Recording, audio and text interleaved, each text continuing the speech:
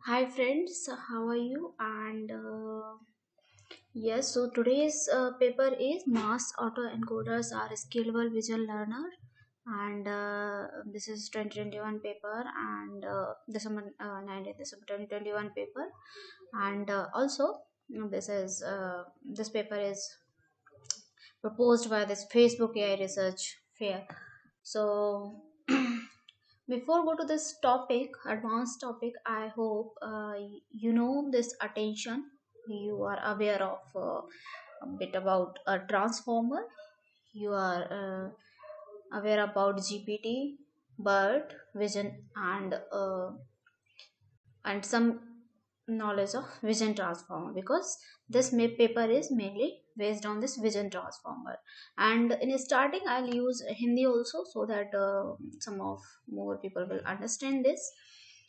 So guys, हुआ क्या था जब ट्रांसफार्मर नहीं आए थे।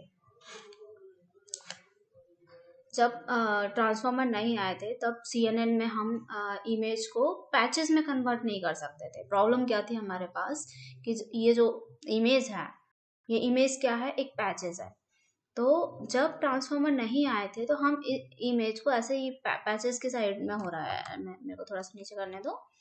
तो या सो जब ट्रांसफार्मर नहीं आए थे तब ये जो इमेज है, एक मिनट, दिस वन। सो इसको क्या प्रॉब्लम आ रही थी कि हमें इस इमेज को कन्वर्ट नहीं कर सकते थे।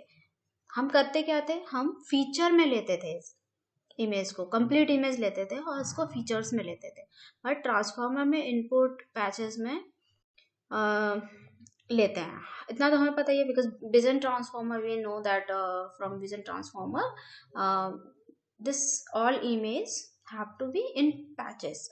मेन थिंग ये थी इसमें कि इसमें पैचेस में ही इनपुट होना चाहिए। तो जब हम ऐसा करते हैं कि इससे इनपुट को पैचेस में ही होना चाहिए, एंड ये जो मॉडल है ये बेस्ड ऑन विजन ट्रांसफार्मर है, तो इसमें भी डेफिनेट सी बात है कि इसमें भी हमारा विजन ट्रांसफार्मर ही जाएगा।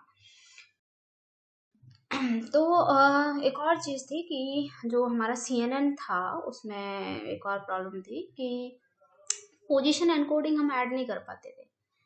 और पोजीशन एनकोडिंग हमें क्यों चाहिए थी CNN में, CNN में हम नहीं कर सकते थे, बट हम क्यों चाहते थे। सो बेसिकली जो पोजीशन एनकोडिंग है ऐड करके हम इसे लोकलाइजेशन वाला फैक्टर ऐड कर देते हैं। ठीक है, so once you have this position encoding, so we use this localization factor जो कि हमें ट्रांसफार्मर में ऐड करते हैं। पहले नहीं था ये कंसेप्ट, लेकिन ट्रांसफार्मर में हम ये चीज को ऐड करते हैं। So transformer is better option when it comes to localisation and patches, और यू कैन से अटेंशन। ठीक है, सो जब भी आपको पैचेस, लोकलाइजेशन और अटेंशन चाहिए, तो आप क्या करेंगे, इसको ट्रांसफार्मर को यूज करते थे। तो ये सारा काम किस पे हुआ, ये सारा काम विजन ट्रांसफार्मर पे हुआ है। ये जितना भी इस पेपर में डिफाइन किए हैं, इसका बेस जो है विजन ट्रांसफार्मर ही है। तो मास्ड ऑटो एनकोडर में एनकोडर पार्ट यूज किया है वो विजन ट्रांसफार्मर का ही एक लार्ज मॉडल्स है। इसमें जो एनकोडर पार्ट यूज हुआ है, यहाँ पे ये डायग्राम में आप देख सकते हैं। तो यहाँ पे क्या हुआ है, मास्ड ऑटो एनकोडर यूज हुआ है। ये एनकोडर है, ये मास्ड ऑटो एनकोडर है। तो ये यूज हुआ है एनकोडर पार्ट, ये विजन ट्रांसफार्मर का ही एक वेरिएंट है, इसी का एक लार्ज मॉडल है, इसी का एक विजन ट्रांसफार्मर का ही पार्ट है। तो इसमें मेनली एनकोडर काफ़ी हैवी है, और डिकोडर जो पार्ट यूज किया है वो वेरी लाइट वेट का रखा है। तो मेन चीज़ ये है कि ये हैवी है और ये लाइट वेट का रखा हुआ है। तो पहली चीज़ जो ये मास्ड ऑटो एनकोडर को सबसे डिफरेंट बना रही है, क्या चीज़ ऐसी है जो उसको डिफरेंट बना रही है, वो ये है कि जो पहले ऑटो एनकोडर्स, जो पहले एनकोडर्स थे, उसे अलग बनाने के लिए यहाँ पर एनकोडर को काफ़ी हैवी ले लिया। यही एक मेन डिफरेंस है कि पहले एनकोडर्स था वो लाइट वेट था, इतना हैवी नहीं था, बट यहाँ पर जो डिफरेंट थिंग है, एनकोडर को हैवी बना दिया है। एंड डिकोडर काफ़ी लाइट रखा है, और ये दोनों ये दोनों जो है वो दोनों क्या है, एसिमेट्रिकल वे में है। एसिमेट्रिकल वे में मतलब सिमेट्रिक नहीं है यहाँ पे कोई भी, मतलब एनकोडर में अलग टाइप का डायमेंशन जा रहा है और डिकोडर में अलग टाइप का डायमेंशन जा रहा है, दोनों में ही डिफरेंट चीजें जा रही हैं। तो इनका सबसे मेन काम ये है कि इन्होंने एक इमेज ली, सबसे पहले क्या किया, एक इमेज ली और सेल्फ सुपरवाइज लर्निंग कराने के लिए इन्होंने एक टास्क दिया इस इमेज को। और ये टास्क में क्या दिया कि हम मास्क इमेज देंगे और यहाँ पर एनकोडर डिकोडर का काम ये है, अब ये जो मास्क इमेज देंगे, ये इमेज जो है मास्क इमेज है, हम ये देंगे और यहाँ एनकोडर और डिकोडर का काम ये होगा कि हमारे पास ये पूरे इमेज में मिसिंग पैचेस है, ये these are some missing patches and हमें फाइनली इस इमेज को क्रिएट करना। See you can see difference between both images, input images and the output image. So the actual image is this target image, but we are giving this masked image. Some patches are missing, so that patches missing patches we are removing and we are giving this some patches of this. So ये हमारे पूरे image में missing patches है, उनको detect करना है कि ये क्या है, एक्चुअली क्या हो रहा है, यहाँ पे डिटेक्ट करना है, जिससे ये पूरा एज अ फाइनल प्रोसेस ये कंप्लीट इमेज दे दे, बना के दे। तो ये इसका एक मेन ऑब्जेक्टिव है। उसके बाद ये फिगर में जैसे आप देख रहे हैं यहाँ पर, ये जो ग्रे वाला पार्ट है, again I am saying this कि जो ग्रे वाला पार्ट है ये मास्क करके एनकोड किया है। कैसे एनकोड किया है इसको, as a masking. So encoder में जो मास्क वाले टोकन्स हैं, इनको टोकन्स भी बोल सकते हैं, मास्क टोकन। सो ये वाले ग्रे वाले हैं मास्क टोकन हो गए। सिर्फ वो टोकन इसमें सिर्फ वो जा रहे हैं एनकोडर में, वो वाले टोकन जा रहे हैं जो विजिबल है, ये मास्किंग वाले टोकन नहीं जा रहे हैं, बिकॉज ये तो हमें पता ही करना है ना कि ये यहाँ पर क्या है इस इमेज में, तो ये हमें पता करना है बेसिकली। और जो विजिबल हैं इसमें से सम पैचेस वो हमने दे दिए यहाँ पर। तो इससे क्या हो गया हमारा, इससे हमारे एनकोडर में कम डायमेंशंस गए। हमें ऐसे नहीं था कि ये इमेजेस 5x5 में 25 पैचेस टोटल है तो हमें 25 पैचेस देने पड़े, नहीं, हमें यहाँ पर सिर्फ उतने ही पैचेस देने पड़े जितने इसमें गिवन थे। 8 पैचेस हैं तो ये यही देने पड़े। तो उसके बाद एनकोडर से इसमें कम डायमेंशन गई और उसके बाद क्या हुआ, इसके बाद एनकोडर से जो भी रिप्रेजेंटेशन मिली वो रिप्रेजेंटेशन, इससे जो गई वो रिप्रेजेंटेशन प्लस मास्क, ये यहाँ से जो मास्क था ये representation plus mask and along with this position encoding, उसकी पोजीशन भी मैटर करते हैं। So along with this position encoding वो सब जा रहे हैं हमारे पास डिकोडर में। एंड हमारे डिकोडर में तो यहाँ पर डायमेंशन बढ़ गई है। क्यों बढ़ गई, क्योंकि इसमें 3 चीजें जा रही थी। एक तो पैचेस ये वाले भी जा रहे हैं, मिसिंग पैचेस भी जा रहे हैं और एनकोडिंग भी जा रही है इसकी पोजीशन एनकोडिंग। तो यहाँ पर डायमेंशन बढ़ गई, इसलिए डिकोडर हमारा अब डायमेंशन बढ़ गई तो हमें डिकोडर को क्या लेना पड़ा, लाइट वेट लेना पड़ा कि ज़्यादा प्रोसेसिंग कराएंगे तो हैवी हो जाएगा। तो लाइट वेट को इसको हमने लाइट वेट रखा क्योंकि हमारा ट्रेनिंग टाइम कम रहे। ज़्यादा हैवी करेंगे तो इसमें ट्रेनिंग टाइम ज़्यादा लगेगा क्योंकि इसमें ज़्यादा चीज़ें हैं। एंड तो ये ठीक है, तो ये हमने ये तीनों चीज़ों का मिक्सचर इस डिकोडर में डाला। वो डिकोडर में डालते ही जो मिसिंग वैल्यू पैचेस थे उनकी एक रिप्रेजेंटेशन आ गई। उसमें जो मिसिंग पैचेस थे वो क्या थे, उनके लिए एक ये पता करने के लिए, क्योंकि हमारे इनपुट इमेज में तो नहीं था कि इसमें मिसिंग पैचेस क्या हैं, तो इससे पता करने के लिए कि जो मिसिंग पैचेस हैं वो एक्चुअल क्या थे। यहाँ ब्लैक था, यहाँ ब्लैक था, यहाँ वाइट फ्लावर था, ये एक्चुअल क्या था। तो इसको पता करने के लिए हमने ट्रेनिंग कराई एंड ड्यूरिंग ट्रेनिंग हमने स्क्वायर्ड एरर लॉस लिया। यहाँ पे इस पेपर में स्क्वायर्ड एरर लॉस के बारे में डिस्कस किया हुआ है। So they are taking squared error loss. और फिर ट्राई किया है कि जो भी हमारे पास पैचेस आ रहे हैं they should be close to the original image. जो patches we are getting that should be close to this original image. तो ये तो हो गया उसका एक टोटल फ्लो कि इसमें काम कैसे हो रहा है। और जो मेन फाइंडिंग यूज कर रहे हैं वो डिफरेंट टाइप ऑफ टास्क कर रहे हैं। तो 2 टास्क हैं यहाँ पर जो मेन फाइंडिंग्स में ये लेके चल रहे हैं। पहला है फाइन ट्यूनिंग और दूसरा है लीनियर प्रोबिंग।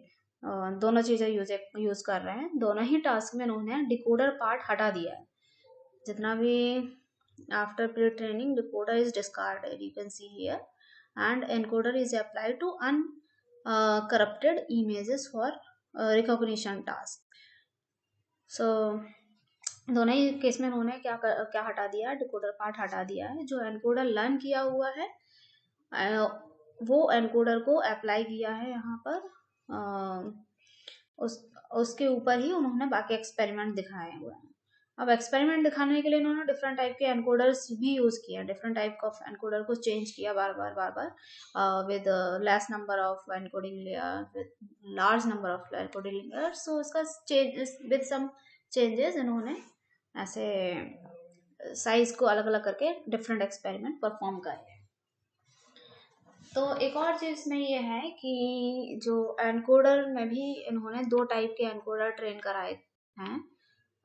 2 टाइप के एनकोडर यहाँ पे कौन कौन से होंगे, वो एक तो VIT करके है, विजन ट्रांसफॉर्मर का जो है वो लार्ज लिया है, ह्यूज लिया है, और एक लार्ज लिया है, ह्यूज एंड लार्ज, 2 अलग अलग है इसमें, and large.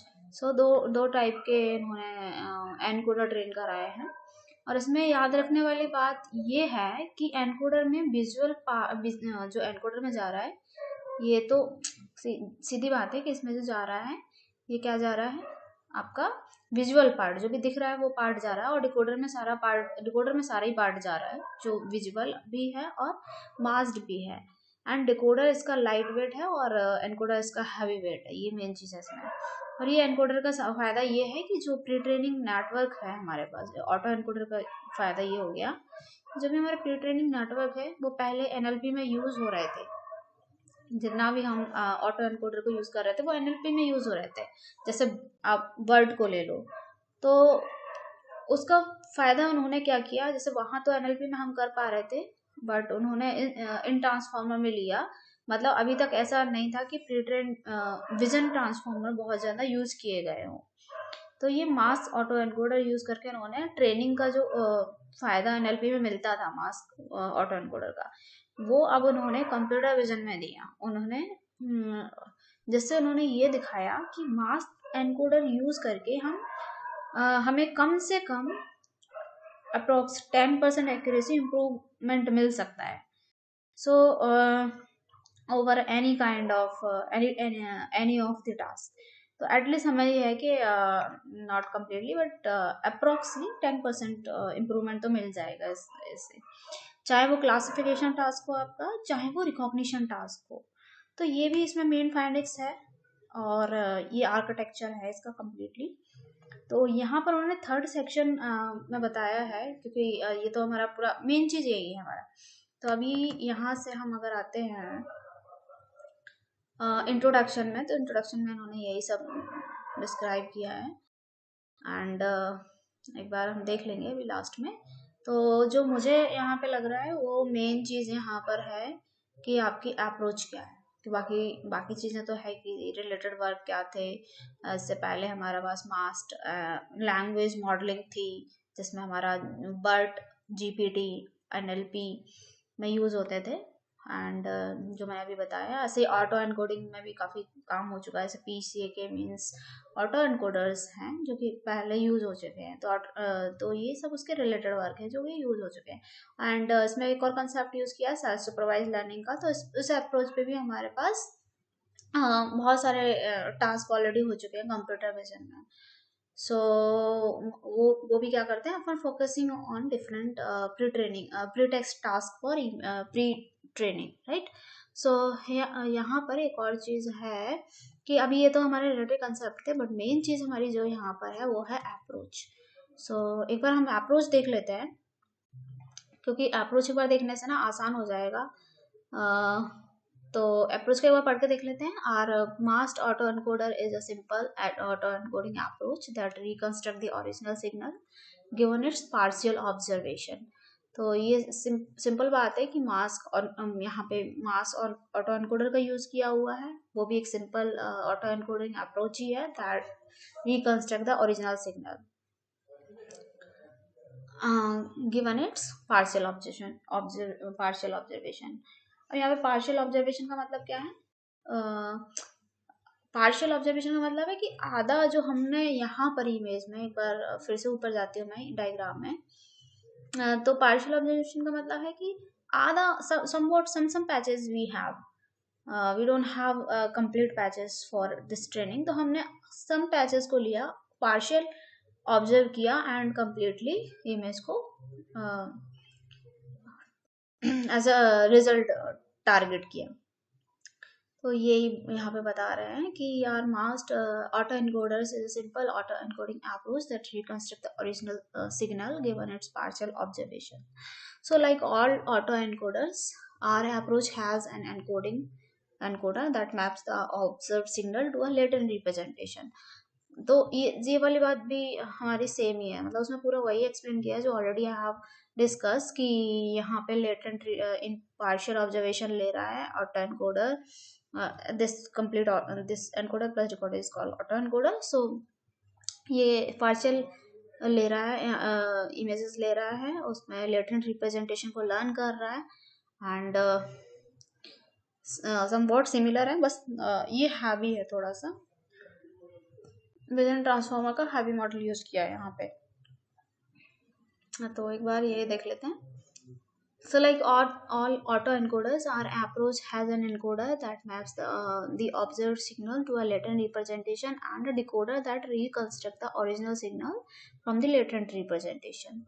So unlike classical autoencoder, we adopt an symmetric designs that allow the encoder to operate only on the partial observed signal.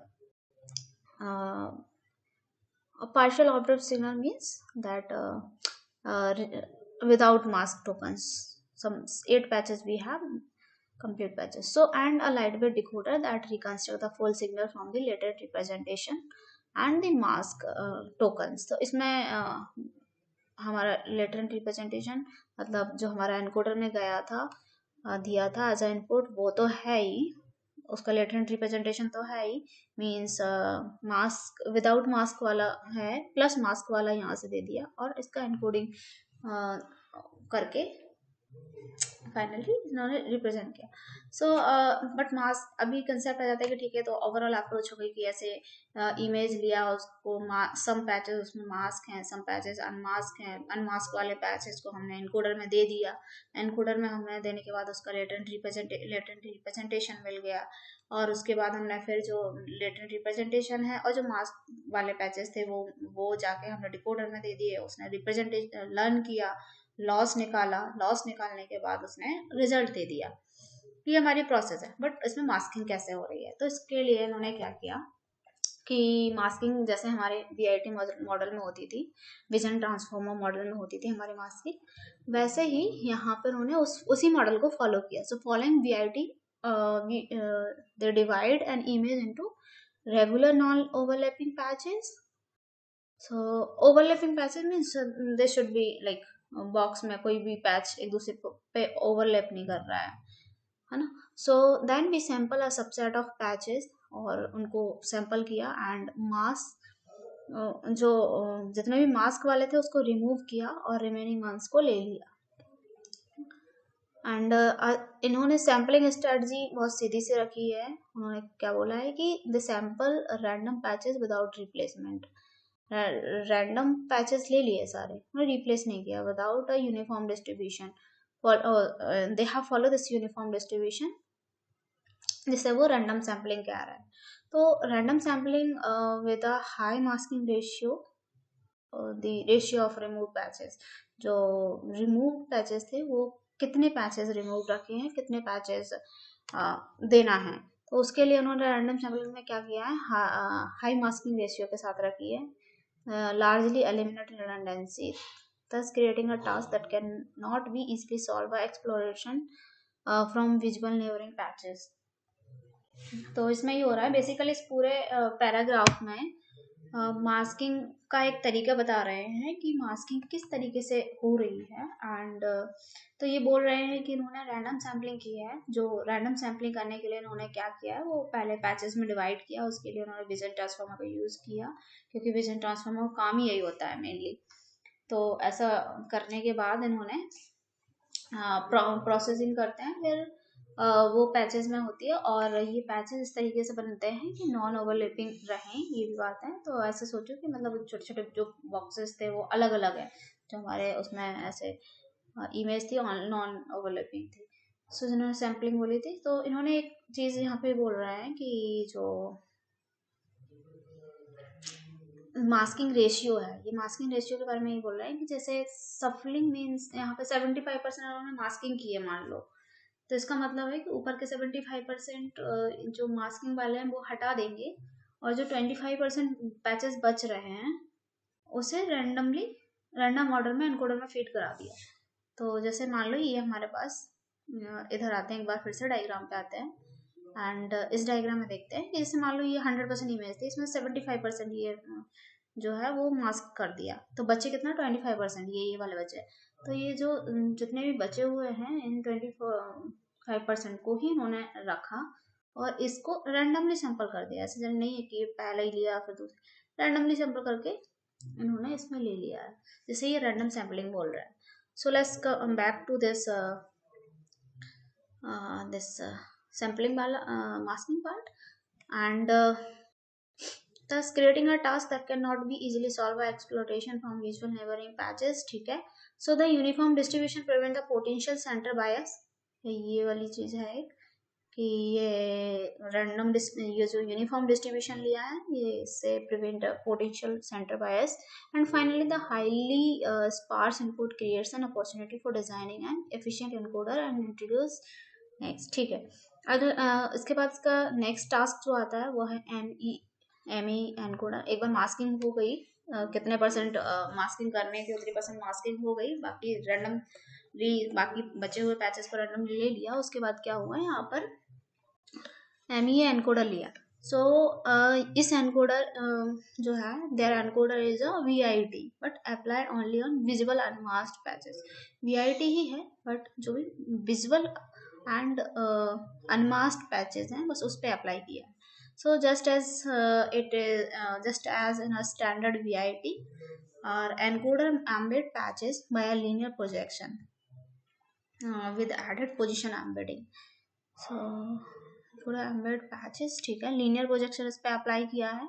ये बोल रहा है कि एक बार वो जो वीआईटी का लिया है एनकोडर वाला, तो उसमें एक बार हमारी जो भी विदाउट मास्क वाली इमेजेस थी, जितनी भी विजुअल थी, वो वाली पैचेस को इसमें ले लिया, एंड उसके बाद एम्बेड करने के बाद लीनियर प्रोजेक्शन अप्लाई किया with added position embeddings, and then processes the result set via a series of transformer block।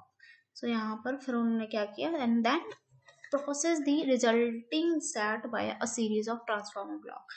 however their encoder only operates on a small subset, like small subset means 25% they are taking for the visual part, and other 75% they are taking as unmasking mask part. ठीक है, so mask patches remove कर दिए, no mask tokens are use, this allow us train very large encoder with only a fraction of compute and memory. So इससे वो क्या रहा है, क्योंकि उसे 25% पैचेस जो भी विजुअल थे बस उसी पर ट्रेनिंग करनी पड़ेगी उसको, अदर पे नहीं, अदर पूरे कंप्लीट 100% पैचेस पे नहीं करनी, कंप्लीट इमेज पे नहीं करनी पड़ी। The full set is handled by a light weight decoder and describe next. So अब इसमें डिकोडर वाला पार्ट आ गया, ये वही सेम चीज हो गई है जो मैं डिस्कस कर की थी विद डायग्राम से, एक बार पढ़ लेते हैं।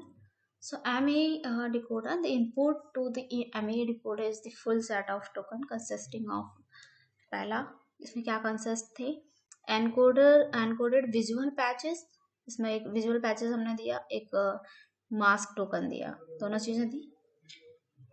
अब ये visual patches plus mask token मिला के कंप्लीट इमेज बन जाएगी। So each mask token is a shared learned vector that indicates the presence of missing patches to be predicted. So we add position embedding to tokens in this set. So मतलब ये बोल रहे हैं कि यहाँ पर उन्होंने उसमें पोजिशन एम्बेडिंग का भी ध्यान रखा है कि हाँ, तो सेम ही बात हो रही है इसमें भी उन्होंने series of transformer block use किए हैं। तो ठीक है, अब क्या किया है इन्होंने इसके बाद इन्होंने क्या किया है, the MAE decoder is only use during pre training to perform the image reconstruction task. Only the encoder is used to produce image representation for recognition. Therefore, the decoder architecture can be flexibly designed in a manner that independent of encoder design. So, they experimented with very small decoder. ठीक है, ये वही वाली बात हो गई कि लगभग इसका जो डिफॉल्ट डिकोडर है लेस देन 10% कंप्यूटेशन पर टोकन वर्सेस द एनकोडर, मतलब एनकोडर से इतना टाइम कम ले रहा है, मतलब उसको स्मॉल रखा है ना. So with this asymmetrical design the full set of tokens are only processed by the light weight decoder which significantly reduces pre training time. ठीक है, तो ये तो मुझे लगता है सेम पूरा वही प्रोसेस हो गई. अभी रिकंस्ट्रक्शन भी हुआ है इसका इमेज का. रिकंस्ट्रक्शन कैसे किया है इन्होंने कि जैसे हमारे पास एक बार MAE रिकंस्ट्रक्शन जो है वो the input image reconstructs the input image by predicting the pixel value for each mask patch, and each element in the decoder output is a vector of pixel values representing a patch. So उन्होंने यहाँ पे रखा है कि जो pixel values से इन्होंने reconstruction को मेजर किया है for each mask patch and for each unmask patch. ठीक है, सो लास्ट इन्होंने यहाँ पे क्या किया, last layer of decoder is linear projection whose number of output channels equals to the number of pixels values in the patch. So ये these things they also have taken into consideration. The last layer of the decoder is a linear projection whose number of output channels equals to the number of pixel values in a patch. So the decoder output is reshaped to a form of reconstructed image, and loss they have calculated as compute the mean squared error. So these things need to remember between the reconstructed and the original image in the pixel space. So we compute the loss only on mask patches similar to what they also have calculated that. We also study a variant whose reconstruction target is the normalized pixel value of each mask patch. So that is specifically they have computed the mean and standard deviation of all the pixels in a patch and use them as normalized this patch, because mean and standard deviation, why? Because they're calculating mean squared error. So once it comes to mean square error, this mean and standard deviation taken into consideration. So using normalized pixel as the reconstruction target improves the representation quality of this experiment. ठीक है, आगे next thing is implementation. So in implementation what they have done, their MAE pre-training can be implemented efficiently and importantly does not require any specialized sparse operation. So first they generate a token for every input image, and this is process of doing that.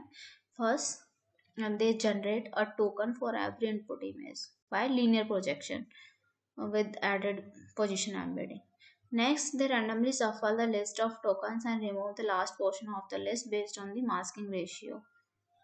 So this process produces a small subset of tokens for the encoder and is equivalently to sampling patches without replacement. So these things and they have done. After encoding, they append a list of mask token to the list of encoded patches and unshuffle this full list, inverting the random sample operation to align all tokens with their target. So decoder is applied to this full list as noted, no sparse operations are needed. This simple implementation introduces negligible overhead as the shuffling and unshuffling operations are fast. So and this is completely done, and after that they have performed some of the experiment. Masking ratio में भी एक बार देख लेते हैं how they have fixed this masking ratio.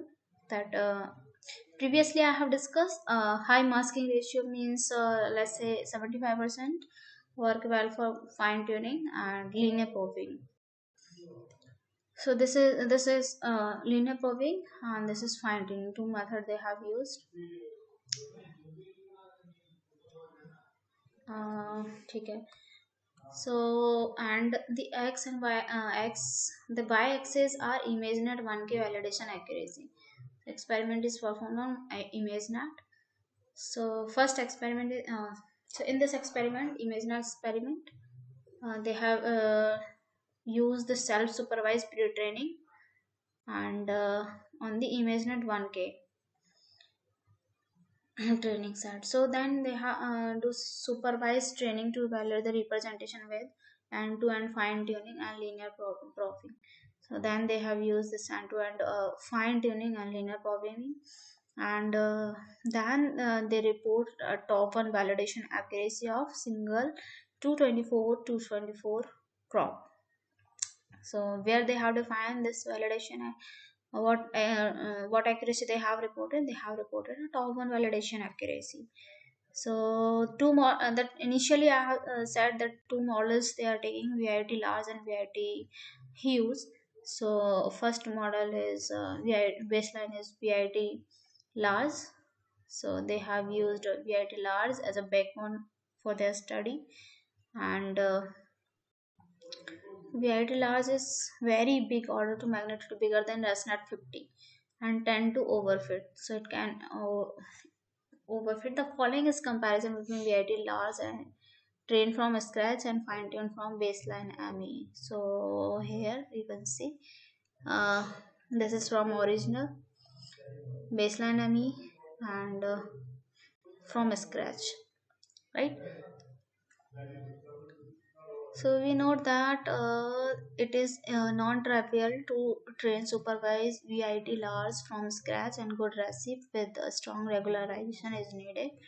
Even so, their MAE pre-training contributes a big improvement. Here, fine-tuning is only for 50 epoch. So how much fine-tuning they have done? This for 50 epoch versus 20 from scratch, and implying that to fine-tuning accuracy heavily depend on pre-training. Okay.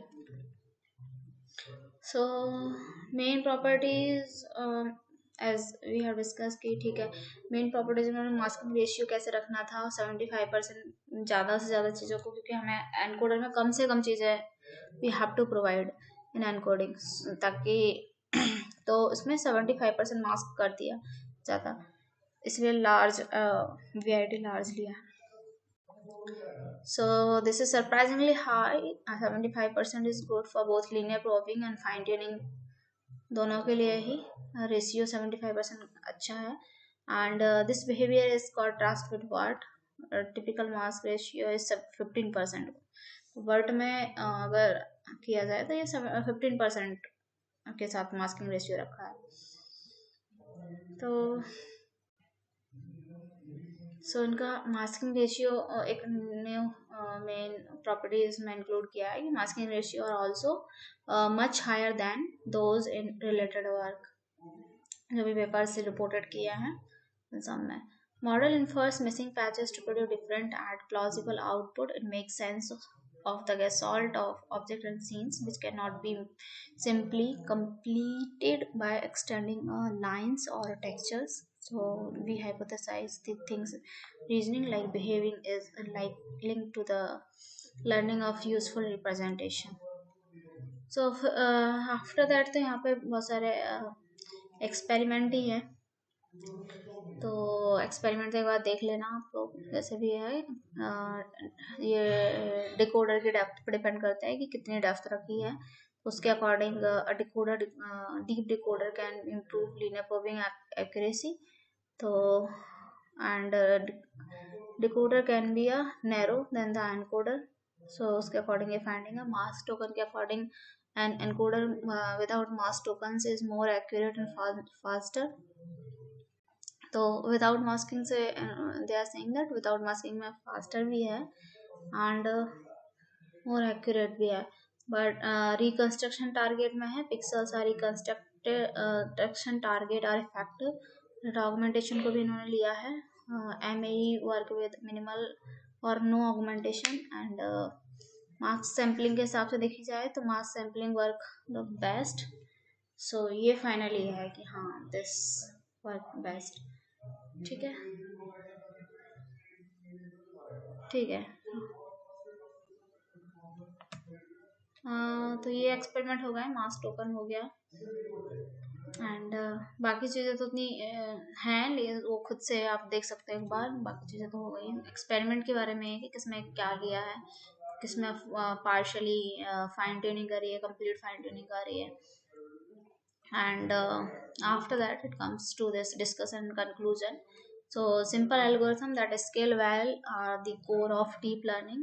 So in NLP, simple self-supervised linear method enables benefit from exponentially scaling models. So in computer vision, practical pre-training paradigm are dominantly supervised, and despite progress in self-supervised learning. सो ठीक है, वो यही कहना चाह रहे हैं कि उनकी जो फाइंडिंग्स थी, क्योंकि अभी तक सिर्फ NLP में ये चीज़ का यूज़ करते थे, simple self supervise learning method का विद दिस मास्किंग वाला, मतलब VIT का जो यूज़ करते थे पहले, उसके लिए ज़्यादातर करते थे NLP के लिए। बट इन्होंने एक नया वे निकाला है जिससे आप कंप्यूटर विजन में भी इसको यूज़ कर पा रहे हो। सो यही कहना चाह रहे हैं कि ImageNet ये कह रहे हैं, in this study we observe means they observe and ImageNet and in transfer learning the encoder is simple self supervise method model is technique this. ठीक है, ये तो सिंपल बात हो गई। Self supervise learning in vision में now be embarking on a simple trajectory in NLP। So on the other hand इन्होंने क्या फाइंडिंग्स निकाले थे, images language are signals to nature. ठीक है, सो ये फाइनली आप एक बार इसको देख लेना। और ठीक है, so thank you for like, share and subscribe if you are doing this. And this is all things from my side. I'll go further for this paper and will let you know if I'll get some more findings.